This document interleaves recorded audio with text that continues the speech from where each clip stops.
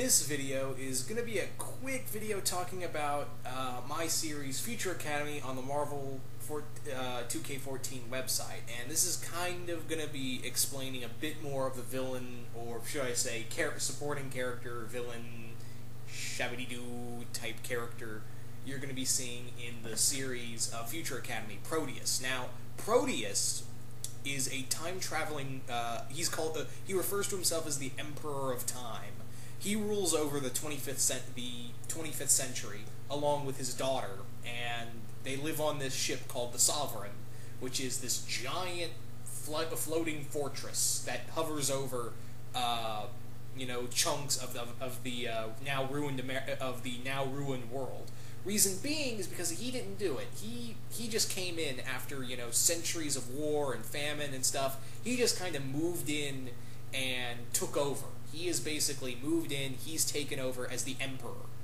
Now, Proteus is very powerful. He is just human. He is a time traveler as well. Like I said, he's the Emperor of Time.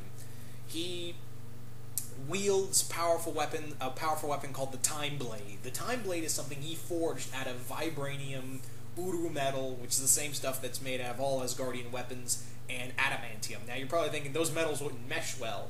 Well, he has to do it because there's a power source to the Time Blade. There's something inside of the Time Blade that gives it its power, and I'll reveal that later on in the series. Proteus, like I said, has a daughter named Alana. Alana is a young girl who she believes her father's doing the right thing, even though she does kind of question his moral standpoint at some points of why he's kind of fixated on the Future Academy and why it's kind of important to him in kind of shaping this future right now. While he doesn't really like the future he's kind of ruling over, it's kind of the future he needs. It's kind of like the fixed point that he requires. So Proteus needs that, and Alana has to go with it because she loves her father. Proteus is also a master hand-to-hand fighter. He wears this huge suit, this big suit of armor that is kind of it's kind of like a future technology that he kind of enhanced from Tony Stark and a few other things. He's basically, if you haven't noticed yet, Proteus has basically taken the best and worst of the past of the Marvel Universe and kind of added it and merged it with his own. And he's basically said, if we don't learn from the past, we're going to fail in the future. And it's kind of what his mantra is. Like I said, he's the Time Emperor. He calls himself the Emperor of Time, as I've said before.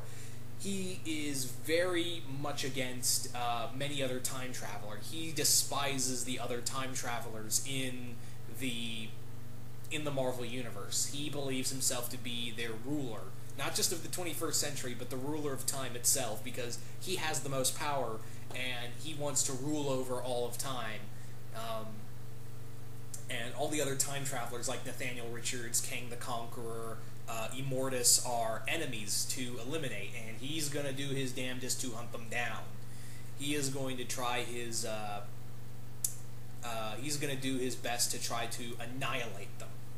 Another thing is that Proteus, like I said, even though he's going to come off as a villain the first few story arcs, there is going to be more to him that meets the eye. He's going to be, like I said, he's going to be doing a lot of this for a lot of reasons. Proteus is a dangerous opponent. He is going to be kind of morally ambiguous. He's morally on the sidelines. He's neither good nor evil. He's going to help and hinder the Future Academy because they tie into his timeline on the grounds of one of the students is going to become Proteus in the future. That's right. One of the students, and I'll reveal who it is later in the storylines, that Proteus is the future version of one of the students that attends the Future Academy, and he's going to be a force to be reckoned with. Like I said, he's going to help them, and at other times, if they get in his way, he's going to fight them. But he is going to be a core opponent to a core character, not so much like a core supporting character that ties in with the Future Academy. I will reveal, like I said, I will reveal his identity, Proteus's identity later on. But Proteus is definitely going to have it out. He's going to have it out for a few, especially a few characters in Future Academy. Like I said, for those who remember, Nathaniel Richards, Reed Richards' father, is the headmaster of the Future Academy, and his goal is his thing is that with Proteus is that he's dangerous, and Nathaniel has a sense, or rather, he already knows of who Proteus's identity is, and he's going to try his best to try to keep this student from becoming Proteus without letting anyone else know. And if worse comes to worse, he might even try to kill this student. But Proteus is a very cunning person. He's someone that will who's pretty much a ends justify the means kind of person. As long as his blood, his family is safe, his like I said, his daughter is safe, his reign in the 21st century is safe, his sovereignty is safe. It can be saved. He will stop at nothing to be crossed. He is going to be like I said, a force to be reckoned with for the Future Academy.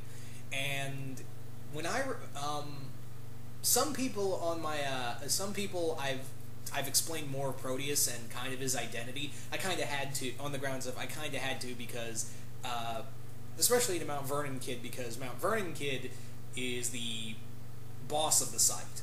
So I had to tell him, Proteus and all of his backstory, and I will say this, he has no correlation, he bears no relation to the X-Men villain called Proteus, who is Kevin McTaggart, and he basically says the name Proteus was the name of a demigod, and that's what I fancy myself as.